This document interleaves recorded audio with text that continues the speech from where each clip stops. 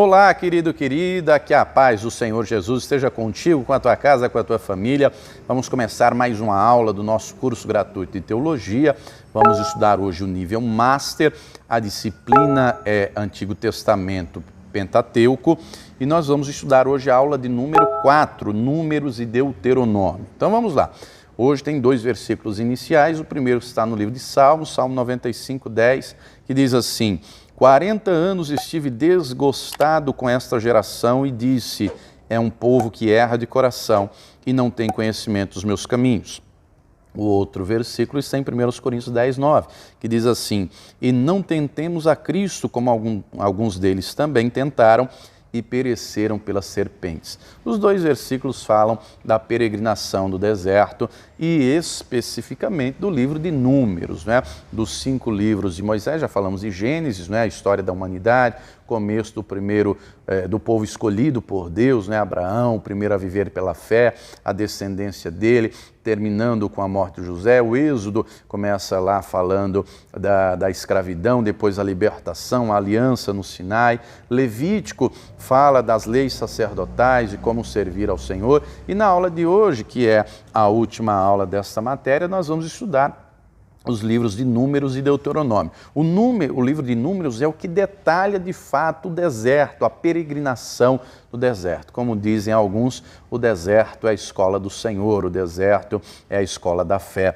Embora o povo estivesse no deserto, o povo não estava só, porque o Senhor estava com ele, né? A Escritura é clara em dizer: todos os dias, de dia era a coluna de nuvem, de noite era a coluna de fogo, o maná chovia do céu, a água brotava de rocha, Deus realizava maravilhas. Então vamos lá. O livro de Números tem esse nome porque trata de genealogias, de censos, né? Foi feita a numeração do povo. A primeira numeração, o primeiro censo daqueles que saíram do Egito. E lá na frente, no capítulo 26, vai ter um segundo censo, porque a geração que saiu do Egito acabou perecendo no deserto. E aí Deus vai mandar fazer um segundo censo àqueles que tinham de 20 anos para cima, aptos para a guerra, que está lá no capítulo de número 26. Então, por conta desses dois censos, dessas duas numerações, contagens, é que chegou-se ao nome de Números, nome que leva o livro, foi feita essa contagem. Então, o livro em si, além de trazer esses dois censos, narra de fato o povo no deserto, a peregrinação, esses 40 anos peregrinando pelo deserto. Há quem diga que Deus tirou o povo do Egito em um dia, melhor dizendo, e trabalhou durante 40 anos para tirar o Egito do coração do povo.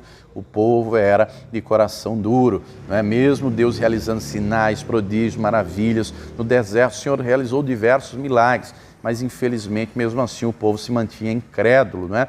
E uma prova clara disso é quando lá no capítulo 13 de Números, Moisés envia lá os 12 espias, e eles espiam a terra, 40 dias, eles trazem lá o fruto, não é? Imagine um cacho de uva imenso que 2 homens tinham carregado, uma vara atravessada assim, de tão grande que era esse cacho de uva. Eles trazem lá a prova que a terra de fato manava leite e mel, que a terra era muito frutífera, mas a incredulidade toma conta de 10 dos 12.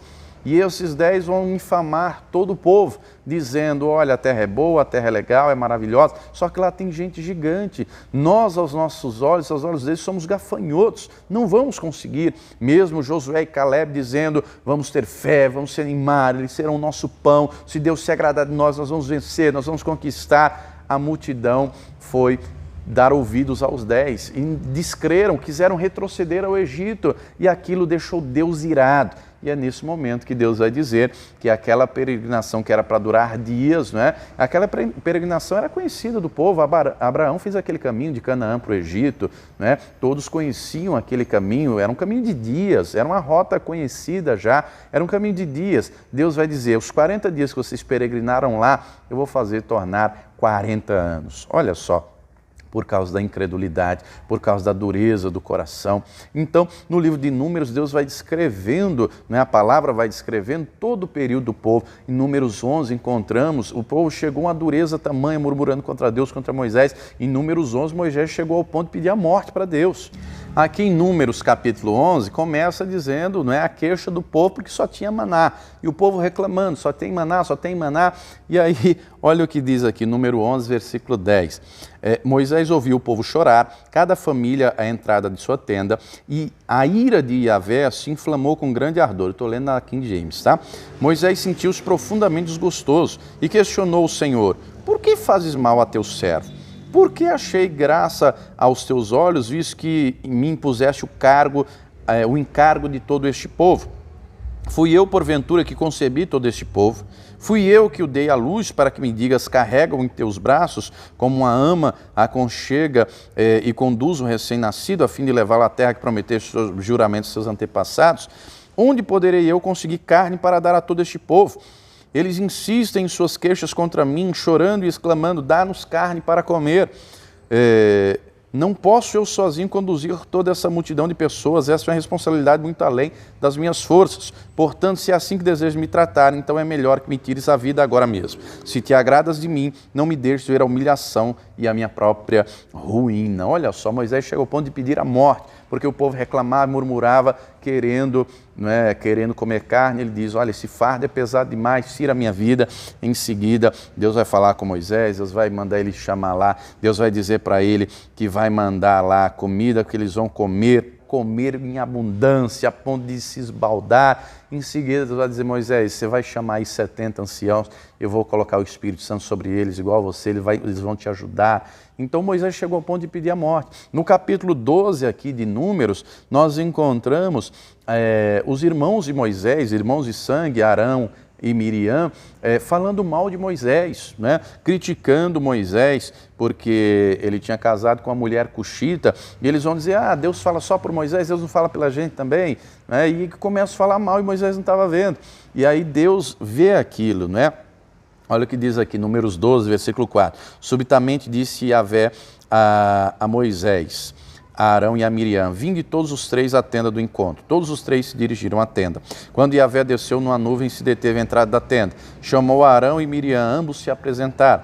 Então disse o Senhor: ouvi, pois, as minhas palavras. Quando há entre vós profeta, eu, o Eterno, me faço conhecer a eles por meio de visões, e falo com eles em sonhos.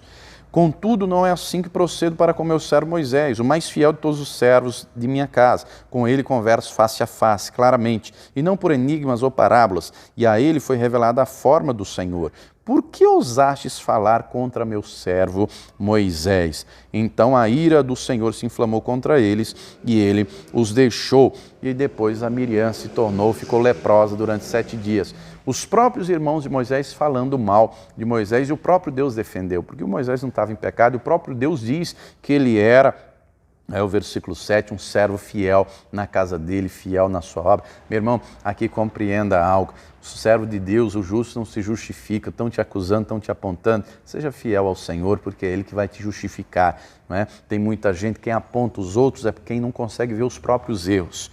Porque quem anda com Deus, como diz o ditado, me diga com quem andas que eu te direi quem tu és, quem anda com Deus se parece com Deus. Quem anda com Deus, quem anda na presença do Todo-Poderoso, é como Isaías 6, não é? Ai de mim que vou perecendo, que meus olhos viram o Rei. Quem anda com Deus vê o próprio pecado e não aponta os pecados alheios. Meu irmão, quem mais chorou na Bíblia, quem mais chorou pelos pecados, não foram os maiores pecadores, foram os que mais andaram próximo de Deus, choraram pelos pecados da nação, pelos próprios pecados e pelos pecados da nação de Israel. E temos vários exemplos disso, Daniel, Esdras, Neemias, vários exemplos de grandes homens de Deus que choraram muito pelos pecados da nação. Quem anda com Deus olha o próprio pecado e não aponta o pecado alheio. Então a dureza aqui de coração era grande. Quem anda com Deus vê os próprios pecados e vai se corrigindo. Como diz o salmista, Salmo 19, quem pode discernir os próprios erros? Me ajuda, Senhor, me mostra aqueles que me são ocultos. Nós temos que ver os nossos erros e nos corrigir. Então, aqui na apostila, tem uma citação dizendo que a ordem dos livros do Pentateuco seria: em Gênesis, vemos o homem perdido; em Êxodo, o homem redimido; em Levítico, o homem em adoração; em Números, o homem servindo. Em Números, o homem tem que aprender a viver pela fé, a acreditar e confiar no Senhor. E é interessante, amados, como mesmo Deus Deus falando e repetindo diversas vezes as promessas que fez, muita gente acabou não acreditando. Meu irmão, não tem como se relacionar com Deus a não ser pela fé.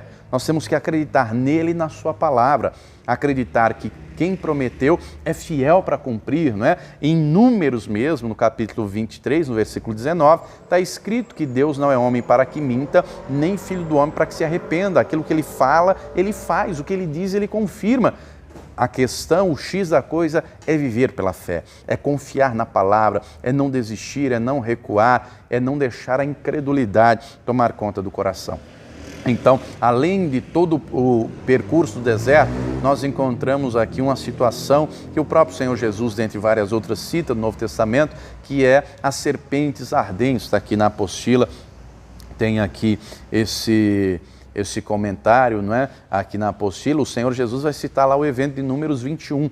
As serpentes ardentes, Deus permitiu as serpentes virem e Deus manda Moisés construir a serpente de metal para que todo aquele que olhasse para a serpente fosse curado. A serpente é óbvio, você já estudou o nível expert, né? Já estudou tipologia bíblica, a serpente é um tipo de Cristo, representa o Senhor Jesus, o que o próprio Senhor Jesus cita lá a Nicodemos, lá em João 3, versículos 14 e 15, assim como Moisés levantou a serpente no deserto, quando o Filho do Homem for levantado, todos atrairei a mim. Então, a serpente representava um tipo de Cristo. Quando fosse picado, qualquer pessoa no deserto sabia, eu tenho que olhar para a serpente, eu tenho que acreditar, porque o vírus será neutralizado. Espiritualmente, não é? A serpente metal representa Jesus e o vírus que Jesus veio remover e tirar é o vírus do pecado. Ele veio com seu sangue nos purificar, nos lavar, nos remir. Mas olha que coisa curiosa. Depois aqui de Números, depois desse episódio, não se fala mais dessa serpente. Sabe quando é que vai falar dessa serpente? Lá na frente, no segundo livro de Reis, no tempo do rei Ezequias, o texto vai dizer que o rei Ezequias mandou quebrar, ele quebrou a Neustã, a serpente de metal que Moisés havia feito. Então, depois que eles saíram lá daquele episódio, lá das serpentes ardentes, alguém pegou, escondeu a serpente de metal e reverenciava a serpente de metal como Deus. Deram até nome, Neustã. E isso nós vemos lá no segundo livro de Reis, toda essa situação no período do rei Ezequias. Olha só, de Moisés a Ezequias, minha gente, nós temos um período aí de aproximadamente 700 anos. 700 anos a dureza do coração do povo, enveredado pela idolatria em oculto, cultuando uma serpente de metal como se fosse Deus. O poder não estava na serpente em si, o poder estava naquilo que Deus falou, na palavra dele. Mas depois, em oculto, escondido, continuaram reverenciando, acreditando que era o Deus que cura, né? Outros povos, como por exemplo os gregos, se inspiraram na serpente, não essa, mas em outra certamente, né? E havia no panteão grego um deus chamado Esculápio, que é chamado Deus da medicina, por isso que até hoje, nos jalecos dos médicos, por aí, tem uma serpente, né? Porque no tempo antigo, no tempo grego, diziam que Esculápio que era o Deus da cura, o Deus da medicina. Olha só, mas voltando aqui, a serpente representa um tipo de Cristo, tá? Voltando então, depois aqui no livro de Números, então nós vemos mesmo um povo pecaminoso, um povo incrédulo, um povo com dureza no coração, nós vemos um Deus fiel, um Deus que cumpre a sua palavra, um Deus de aliança. Nós vemos a história de Balaão e diversos outros que eles tiveram que enfrentar. Nós vemos o próprio Balaão dizer, não posso amaldiçoar aquilo que Deus abençoou. Balaão foi contratado para amaldiçoar o povo de Deus, né? Nós vemos aqui no livro de Números também a história da jumenta de Balaão. Deus abriu a boca da jumenta para falar com ele. O Balaão queria saber, era do dinheiro. Lá no Novo Testamento, especificamente no Apocalipse, o Senhor manda João escrever as cartas às igrejas e falar do prêmio de Balaão. Além do prêmio de Balaão, fala da doutrina de Balaão. O prêmio de Balaão é o dinheiro. A doutrina de Balaão é aquele que faz a obra de Deus, prega o evangelho, anuncia as boas novas por dinheiro, né? E a Escritura fala muito disso e a história de Balaão está registrada lá no livro de Números, né? Depois leia todo o livro de Números e leia também a história aí de Balaão. Continuando, depois do livro de Números, vamos estudar aqui então o livro de Deuteronômio. Números retrata então a peregrinação no deserto em si. Já o livro de Deuteronômio já é no final dos 40 anos, eles já estão nas campinas de Moabe, eles já chegaram lá, à frente está o Rio Jordão, já dá para ver a terra prometida lá do outro lado, Deuteronômio, do latim, é a segunda lei, ou repetição da lei, porque em Deuteronômio, Moisés faz uma retrospectiva desde o Egito, desde a saída do Egito, como Deus agiu e os libertou como uma forte e poderosa. Moisés repete as leis porque a geração que ali está não é a geração que saiu do Egito. A geração que saiu do Egito morreu no deserto, no livro de Números, né? Lá já está a nova geração que vai entrar na Terra Prometida. Então, Moisés traz 3 mensagens, 3 discursos. Primeiro, olhando com os olhos no retrovisor, o passado, aquilo que Deus fez até aquele momento. Ele repete as leis, fala do hoje, do agora e lembra do futuro, estabelece as regras para o futuro, deixando claro que para estar na Terra Prometida, para viver uma vida abençoada, tinha que ser debaixo de obediência. Ele deixa claro, Deus isso para ele, né? Se obedecer, a vitória vem, se desobedecer, a maldição vem. Então aqui em Deuteronômio, ele faz um resumo de tudo, repete os 10 mandamentos, deixa claro, lê depois os capítulos 4, 5, Deus vai fazer aqui, Deus usa Moisés para fazer uma declaração de amor ao povo, né? Deus deixa claro, não é porque vocês merecem, porque vocês tentaram o Senhor, vocês foram rebeldes, vocês foram desobedientes, mas é porque Deus amou vocês, Deus tem uma aliança com os antepassados de vocês, não é porque vocês merecem a terra, é porque aquele povo lá é ruim, é maligno, é desobediente, aquele povo que lá está, as nações, né? Nós vemos um Deus de amor, né? Nós vemos também Deus usando Moisés para dizer ao povo que esse amor tinha que ser, né, voltado do povo para Deus, esse amor tinha que ser correspondido. Deuteronômio 6, Deus usa Moisés para dizer: ouve, ó Israel, o Senhor teu Deus é o único Deus, as palavras que hoje te ordeno estarão no teu coração, você tem que amar ao Senhor de todo o coração, de toda a alma, de toda a força, essa palavra tem que estar no teu coração, você tem que ensinar ela para os teus filhos, você tem que viver por essa palavra, ensina o teu filho andando, caminhando, deitando, levantando, o tempo todo, você tem que atar essa palavra na sua testa, no seu braço, nos umbrais da tua casa, essa palavra tem que estar entranhada em você. Não esqueça que foi Deus que te tirou do Egito, não esqueça aquilo que Deus fez, o livramento, a proteção, tudo que Ele fez até aqui. Também em Deuteronômio, Deus usa Moisés para dizer: olha, vai chegar o tempo que vocês vão se afastar, vão pecar, serão espalhados sobre as nações, mas depois vão se arrepender, vão me buscar, eu vou usar de misericórdia, eu vou trazer vocês de volta. Deus usando Moisés para já trazer uma profecia a respeito lá na frente do cativeiro assírio para o reino do norte e o cativeiro babilônico para o reino de Judá. Não é? É o que diz lá o texto de Neemias, não é? Quando Neemias ora, está lá Neemias capítulo 1, quando ele ora, invocando a palavra, aquilo que Deus havia dito a Moisés, está lá no livro de Deuteronômio, e é um Deus que cumpre a sua promessa. E Deus deixa claro aqui em Deuteronômio que, havendo obediência, as bênçãos se tornariam consequência. Agora, havendo desobediência, a maldição se tornaria consequência. Então, aqui, diz aqui na apostila, né, o primeiro sermão, a primeira parte daquilo que Moisés fala, ele traz de volta fatos inegáveis da história. O julgamento moral de Deus sobre a descrença de Israel, a libertação e provisão dadas por Deus durante os tempos de obediência, né? A lição é simples: obediência traz bênção, desobediência maldição. O segundo sermão, está aqui na página 3 da apostila, ele traz, né, uma sessão moral e legal a respeito do relacionamento com Deus na Terra Prometida. Vai ter 3 aspectos: os testemunhos do Senhor, que são abordadas as responsabilidades morais, né? Os 10 mandamentos são ampliados, não é só 10, são 613 mandamentos, né? Com a exortação a se lembrar da graça do Senhor, da misericórdia, do amor, os estatutos, né, as responsabilidades de servir a Deus, de obedecer, fazer os sacrifícios, as ofertas, se manter fiel, as ordenanças, né, as responsabilidades civis e sociais para com o próximo, né, como lidar com os demais, com o semelhante, com o órfão, com a viúva, com o estrangeiro, tudo isso vai estar aqui também no livro de Deuteronômio. E também o terceiro sermão aponta para o futuro,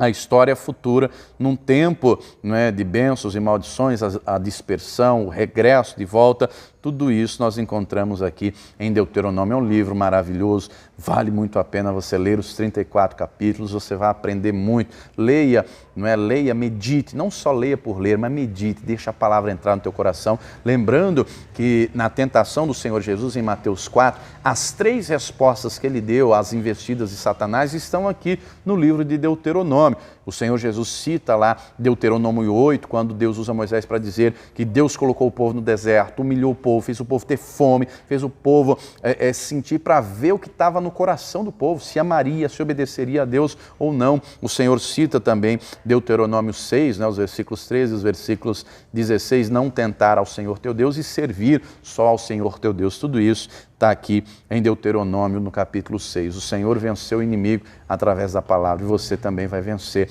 Medite na palavra, deixe ela entranhar no teu coração. Saiba que Deus tem grandes coisas para a tua casa, para você, para a tua família. Deixa a palavra entrar no teu coração e ser suave e agradável ao teu paladar, tá? Eu vou ficando por aqui. Se você gostou da aula, deixa o teu joinha, o teu like. Se não é inscrito ainda no canal, clique aqui no botãozinho vermelho de se inscrever, ative o sininho das notificações para receber as próximas aulas quando eu postar. Você também é convidado a se tornar um pregador do telhado, a contribuir com essa obra. Está aparecendo aqui os números das contas. Faça aí a tua doação, a tua oferta, né, com o valor que o Espírito Santo colocar no teu coração, e depois envia o recibo para este número aqui do WhatsApp, que em retribuição, em gratidão, eu vou enviar a você os e-books do pastor João Ribe Palharim, que vão abençoar a tua vida, tá? Deus te abençoe, até a próxima aula e viva o Senhor Jesus.